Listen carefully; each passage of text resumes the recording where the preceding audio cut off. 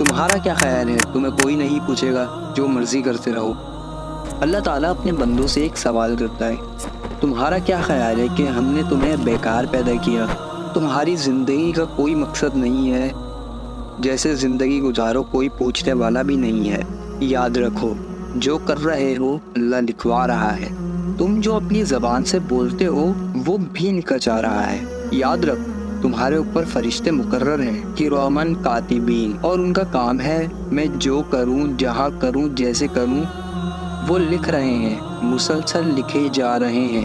ہمارے اندر اصل میں 2 چپ انسٹال کی ہوئی ہیں۔ Human body which installed 2 chips. First chip is positive and second negative. اگر ہم نے کوئی نیکی کری تو write the positive angel نیکی، اور اگر ہم نے کوئی گناہ کیا تو write the negative angel گناہ۔ آج کے دور میں ہمارے سامنے ایسے بہت سے لوگ ہیں جو یہ دعویٰ کرتے ہیں کہ یہ جہاں خود بخود بن گیا، زمین خود بچ گئی، بلکہ دراصل وہ دھوکے میں ہے۔ اس کا بنانے والا اللہ ہے۔ Its creator is اللہ۔ اللہ تعالیٰ نے اپنا تعارف قرآن میں کروایا، الذی خلق السماوات والارض، میں ہی ہوں جس نے زمین اور آسمان کو بنایا، فی 6 ایام، پھر عرش کا استوا کیا، اس میں 6 دن لگائے۔ میں وہ اللہ ہوں جو رات کو لاتا ہے، دن کو لاتا ہے، دن کو آگے چلاتا ہے، رات کو پیچھے چلاتا ہے۔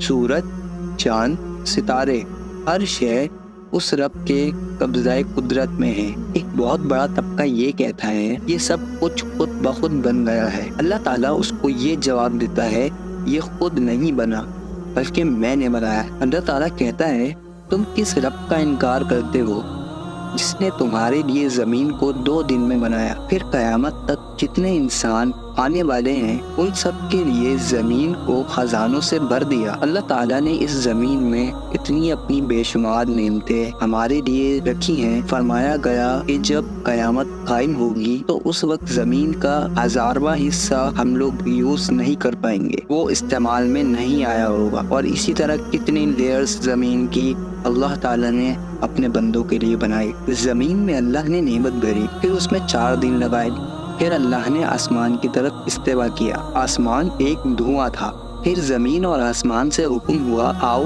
جی چاہے یا نہ چاہے میرے آگے جھکو۔ زمین اور آسمان بولے اللہ ہم مان گئے، ہم مان گئے، اور اللہ کے سامنے زمین اور آسمان بھی جھک گئے۔ پھر اللہ تعالیٰ نے 7 آسمان بنائے، 7 کے 7 آسمان بنانے میں صرف 2 دن لگے۔ پھر آسمان کو اللہ تعالیٰ نے حکم دیا اور اپنے حکم کے ساتھ پکڑا۔ آج تمام امت مسلمہ مسلمانوں کا یہ عقیدہ ہے کہ زمین اور آسمان کو اللہ نے اپنے قبضہ قدرت سے پکڑا ہوا ہے، اپنے حکم سے پکڑا ہوا ہے۔